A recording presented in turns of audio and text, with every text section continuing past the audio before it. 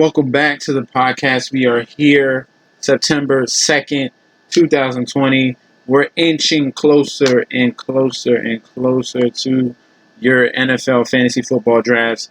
And we're going to dive in to the AFC West division.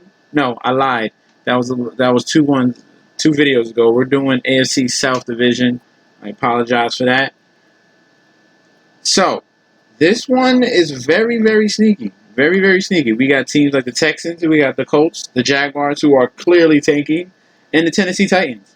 I think that this division is between these three heavyweights, between the Colts, Texans, and the Titans. So let's dive in. The first team I'm going to talk about is going to be the Tennessee Titans. Derrick Henry is the key and the cog for this team. They go wherever he goes because they do such a heavy play action offense. I expect, as long as he's healthy, he can put up these numbers without a doubt each and every year. The size and speed combination that he holds at 6'3", 247 pounds, and he runs people over. He had 18 receptions last year. Now, they're working on his catching ability, so we expect more catches from him. And that is an awesome sign. And look at this. Look at the offense. When you see running back, boom, Derrick Henry. Goal line back, boom, Derrick Henry. Third down running back, Derrick Henry. That's what you want in a first-round commodity, and that's where he's going in the first round. And you should get him. Why would you not get him? You think he's going to have touchdown regression? Okay. You think he's going to go down? Okay, say he loses 5 more touchdowns and gains 20 more receptions because he's been working on that. It tends to even out. He's still going to be a 100% monster, even if he loses some of those rushing touchdowns. He's still going to be worth that first round selection. He's the only back that they have. Now, you want to back him up in your stacks if you want to with Darrington Evans, but this is all 3 downs is Derrick Henry. All right, he might get spelled here or there, and that's pretty much it. Then you got Ryan Tannehill. Now, if Derrick Henry's working and that running game's working, you have to respect Ryan Tannehill. Everyone's going to be sucked in. Then you got deep wide receiver routes to A.J. Brown, to Jonnu Smith. Look at the comparison. One of the greats. Jamie Lannister is the comparison for Ryan Tannehill. That's just because it looks. But if you look at the measurables, the efficiency, number 1 in true passer rating right here at 118. Number 1 in play action completion. This is their bread and butter. Red zone completion, number 6 in the NFL. These are great numbers to have in your quarterbacks. Pressure completion, number 6. Clean pocket completion percentage, number 4. This is why Tannehill had such a huge year last year, and the fact that it's a testament to Derrick Henry's running ability. All right? And if you're looking for a pass catcher, you have to go with A.J. Brown. He had an absolute breakout year, and I expect more. There's more to come with A.J. Brown. There's more to come. He was an absolute monster in his rookie year, and he's only going to get better. 52 catches, reach 1,000 yards, and 8 TDs. Had even a rushing TD as well. So that's only going to get higher with the efficiency of Ryan Tannehill, with the progression of Derrick Henry in this offense. The Tennessee Titans are going to be a tough team to reckon with in this AFC South. And it's riddled throughout each and every level, from wide receiver to tight end now. Tight end, Jonnu Smith. Jonnu Smith was he was being held back because of Delanie Walker. Delanie Walker is now gone. You can get Jonnu Smith super, super late. It'll be around 14, 15, and you can still get Jonnu Smith. No one's really reaching for him. Everyone's in this middle area with Hunter Henry, Noah Fant, Hayden Hurst, Hawkinson, Gesicki. Everyone's looking at those guys and forgetting about Jonnu Smith, who, when he gets the full opportunity, he was getting 6 targets a game. So and it's all set up from the running. So he's going to get these wide open lanes and one-on-one coverage on smaller safeties. Jonnu Smith is another tight end to look at. There's so much talent this year all over throughout each part of the draft with every single team. And Jonnu Smith is another one of these guys.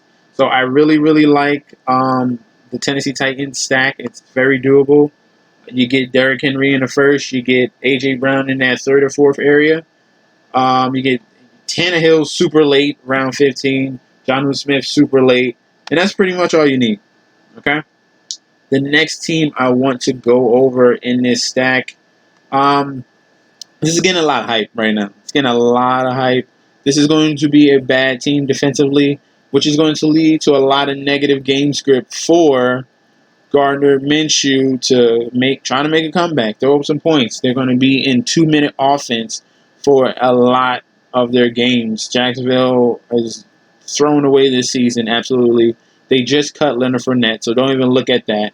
So your next running back option, which you're going to be able to get in the round 7 and 8 and 9, is going to be between Raquel Armstead and Chris Thompson.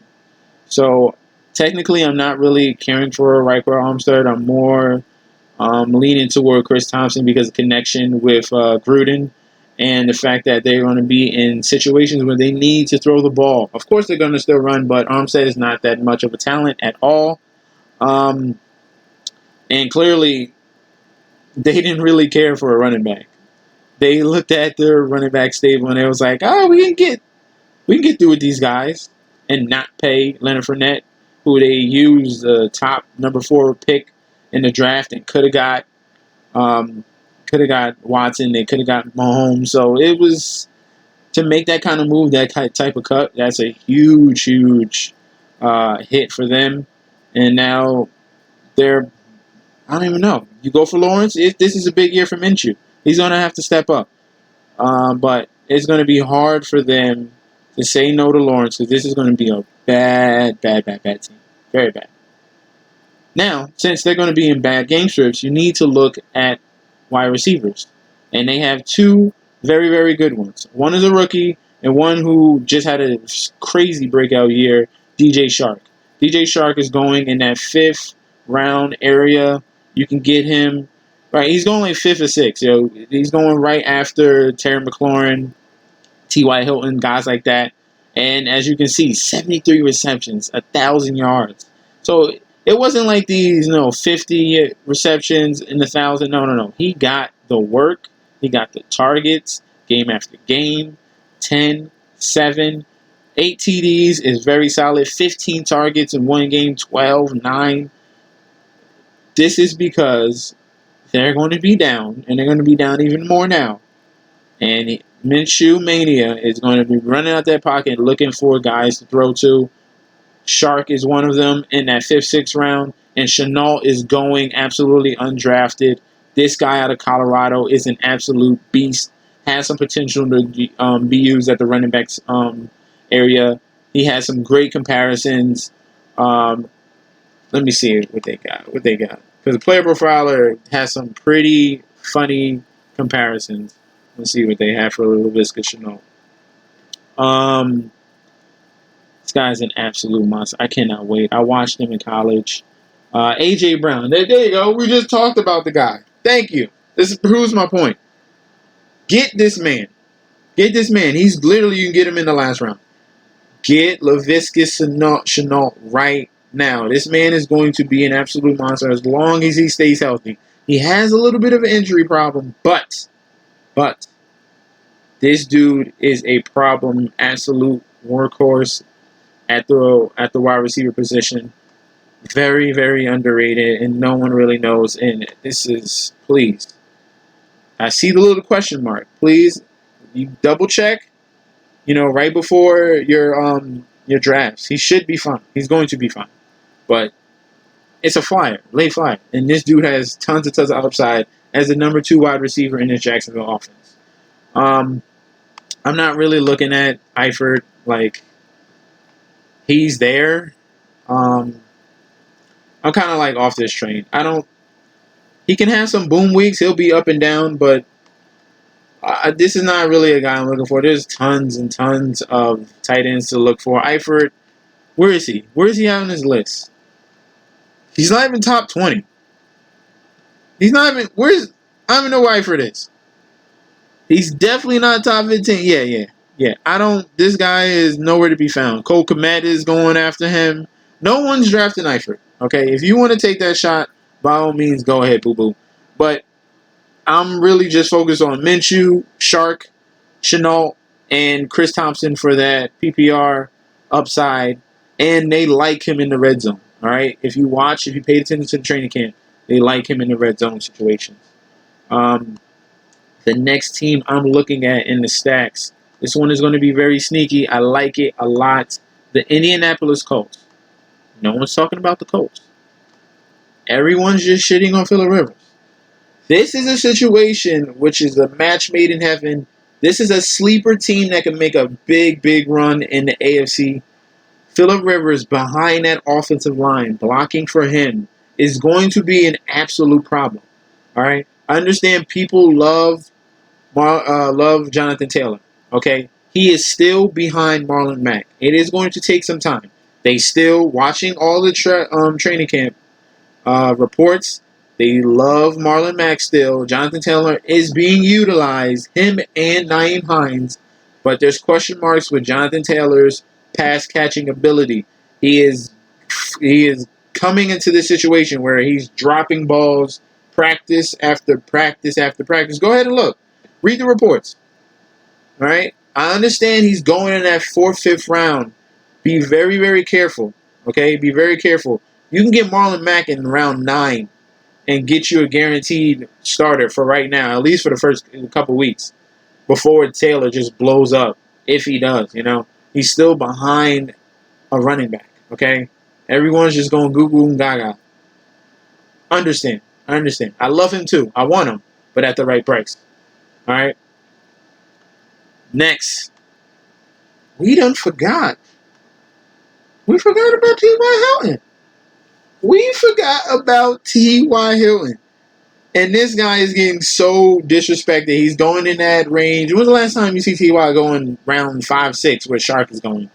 It doesn't happen. No. Everyone wants to hit Pittman, and everyone wants to hit Paris Campbell. T.Y. Hilton is the favorite target for Phillip Rivers.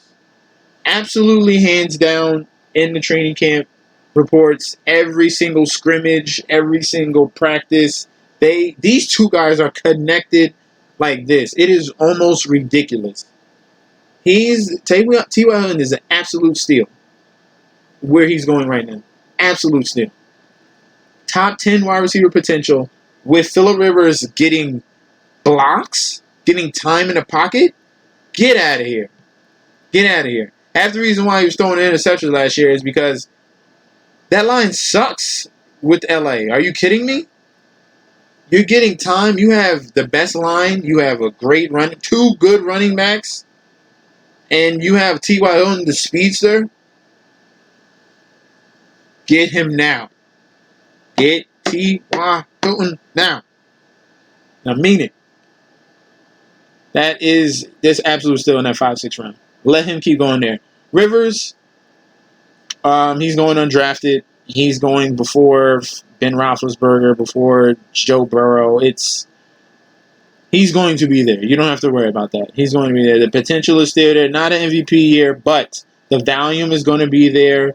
I think better efficiency is going to be there. It's just the fact that he has such a reliable running game to back him up.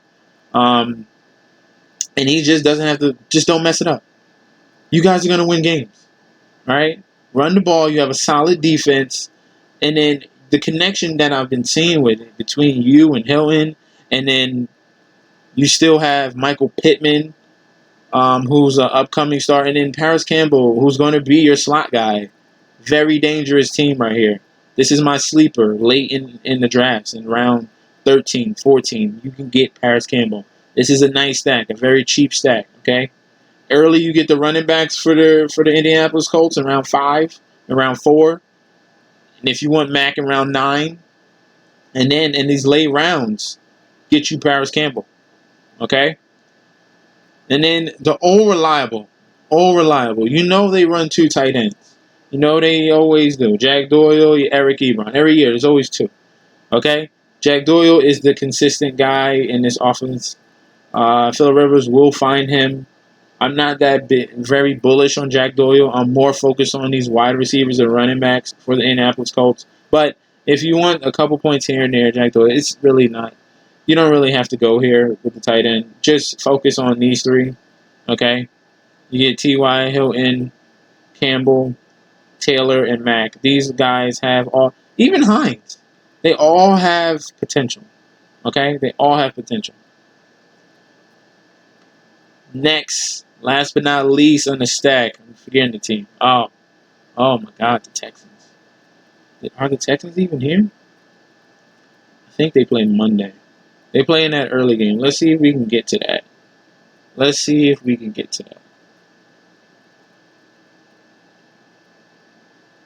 We're going to go back. Now, you can get a real big steal. I know it's not going to let me in. All right. You can get a real big steal here.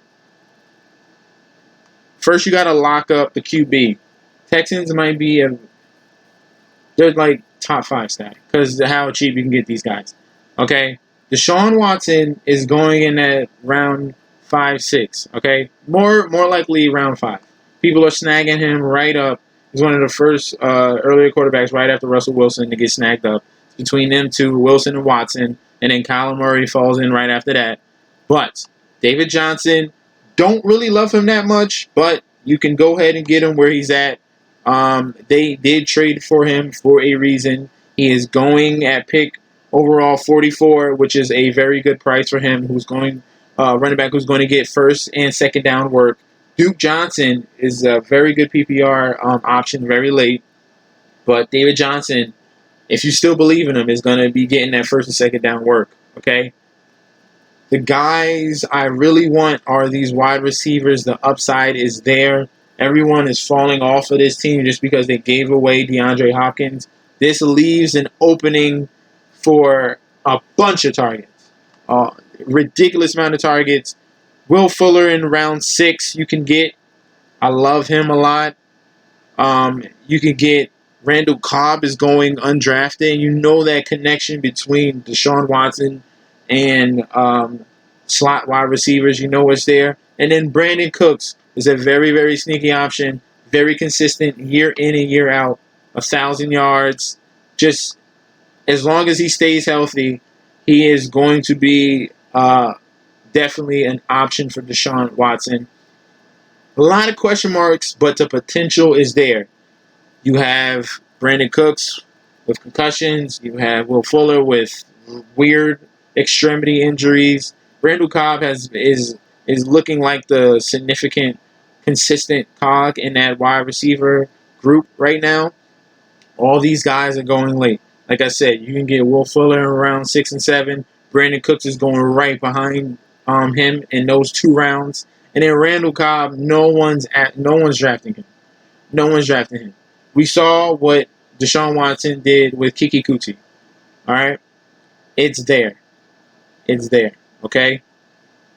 Deshaun Watson could have a huge year, especially since he lost DeAndre Hopkins.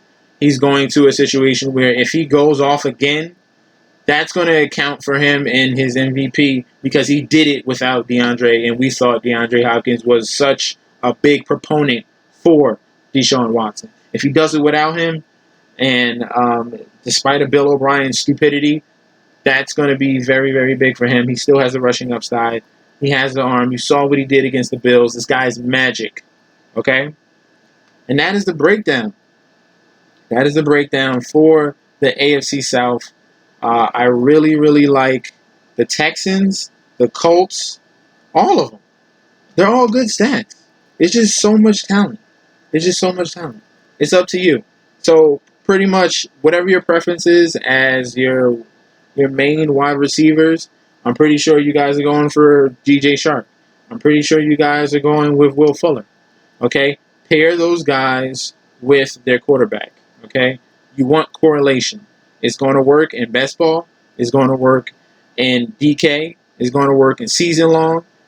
All right? This is a new wave. This is a new time, 2020. This is how people win money, you know. You're going to find out. And then in the playoffs, when you have all the points, you're going to get the win. Okay? Thank you guys for tuning in. Don't forget to like, comment, and subscribe to the channel. Please follow me on Instagram and Twitter at MessengerSD. We'll see you guys tomorrow, and peace out.